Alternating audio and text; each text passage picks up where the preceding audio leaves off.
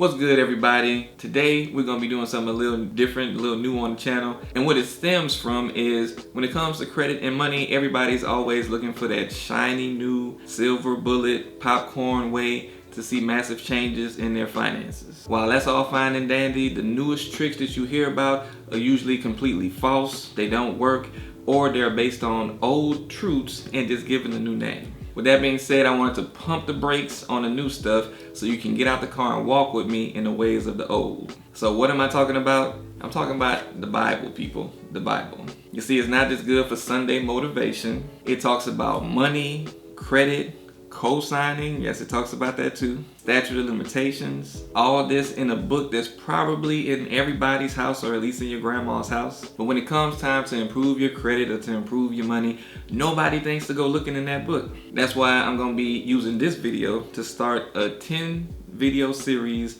of biblical principles that are tied to your credit. And all of these videos are going to be fairly short. We're going to be talking about the 10 commandments of credit. And in each video, I'm going to give you the commandment in regards to credit. I'm going to show you the scriptures that I'm pulling it from, and I'm going to show you how to apply it to your life so that you can see the difference that these biblical principles can make. Now, some of these may be tied to things that you may have heard before, as far as scriptures that were read, but I can almost guarantee you that I'm going to present it in a way that's not going to be what you've heard before. And of course, some of the scriptures you may not have even heard of before or knew that the Bible even talked about that. Now, just to be clear, I'm none of the 3 P's that are out there. I'm not a priest, I'm not a preacher, and I'm not a pastor. I'm just a regular guy taking the Bible for what it is, and if anything, trying to be a good shepherd to the flock, which is you guys who are trying to be led to better credit. So without further ado, let's go ahead and get started with the first commandment of credit, which I'm going to share with you guys today in this video. And that commandment is, thou shalt plant the seed of good credit in your children. Now, why are we starting with this one? Because for one, I'm going to be giving you guys a whole bunch of principles and things that you can use to apply to you and your credit situation to try to get to a better place. But while these things are going to be things that I'm going to share with you for you to use personally, I also want to make sure that you keep in mind that these strategies that you're learning, these are things that you need to pass down to your children. Because if we're really thinking about it, most of us were given absolutely no credit advice from our parents, or we were given bad credit advice from our parents. Either way, it's not a good thing, because either you didn't know what to do when you finally did get hit with the credit conversation and you had to make decisions regarding your credit with no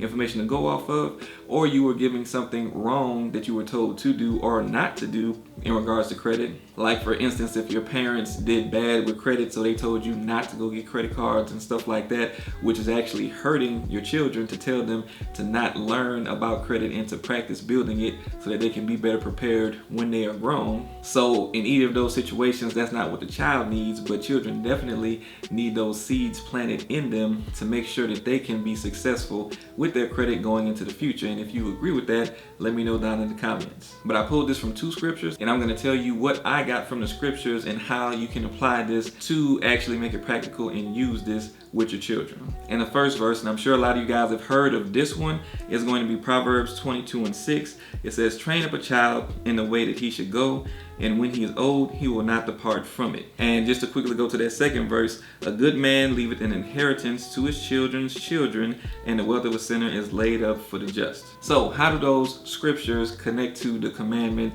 of planting the seed of good credit in your children? The first one is pretty obvious. Train up a child in the way in which he should go, and he will not depart from it.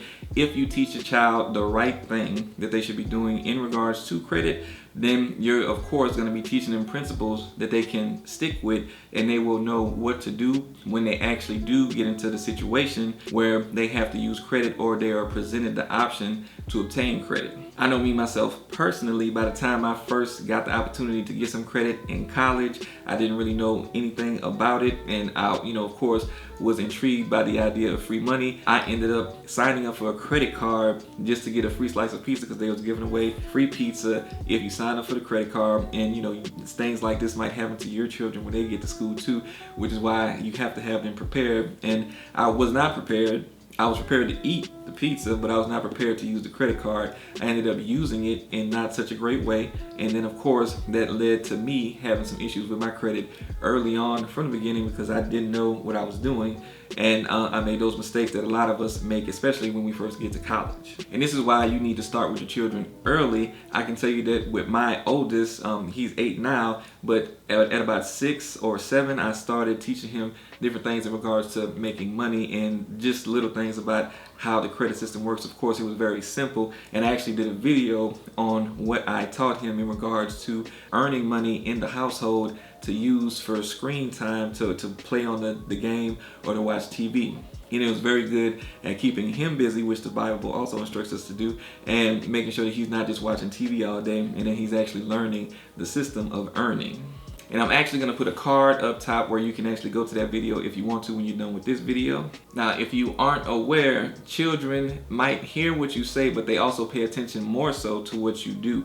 So, of course, with you learning these things that you're going to be learning, it's going to be important that your children get to see you actually doing things that help lead you to good credit, because you can tell them to do a whole bunch of things, but they may not listen to what you say, but they will definitely follow what you do. Now, going into that next verse that I mentioned, we're going to just focus on the first part of that. A good man leave an inheritance to his children's children. Now, how can that be connected to the credit piece when it comes to children? It sounds like he's talking about money with that, but wealth can be different things. And in regards to credit and how you can leave an inheritance of credit to your children is, first off, because if you're giving them this knowledge in regards to credit and showing them how to apply it in their lives by them seeing you do the same things in your lives, then you're actually going to help them to get closer to the stage of wisdom, because you know there's knowledge and then there's wisdom.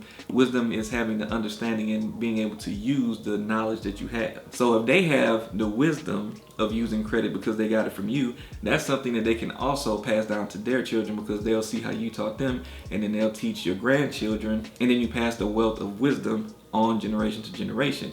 But you can also pass down good credit to your children as well in a more direct manner. Now, the way you would do that would be adding your child as a authorized user when it comes to your credit cards. Now, if you add the child as an authorized user to your credit card at the point where they are able to have, credit reported in their name, then what you're doing is, because you're following good principles in regards to credit, you should have good credit. And then by adding them as an authorized user, you are passing that good credit history down to your child.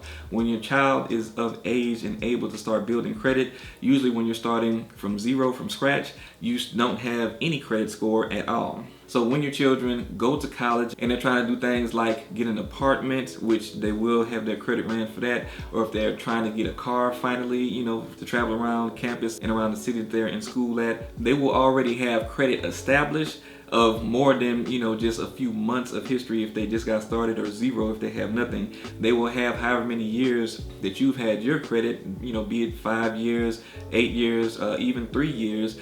That's giving them a leg up, and that's giving them a great head start to be on the pathway to good credit, where they can be able to get things at good interest rates. And this will also show them the benefit of maintaining good credit, because now they see how all the hard work that you put in with your credit is benefiting them. And now they're going to be like, well, okay, I have to protect my credit too. So let me do the right thing and let me keep my credit intact so that I can be able to do what mom and dad just did for me. Again, that's you leading by example and getting better results in regards to your kids, going in the way that they were brought up. Now, it's a very powerful thing to arm your kids with knowledge and a resource, which is good credit, so that they don't have to go through the struggles that you might have had to go through trying to either build credit up later on in life when you finally realize that, oh, credit is important. Let me make sure that I have some, and let me make sure to get it right. Or they won't have to go through the steps of trying to correct the mistakes that they made with credit, like what I had to experience and what a lot of you might have experienced. Now they no longer have to go through that because they have wisdom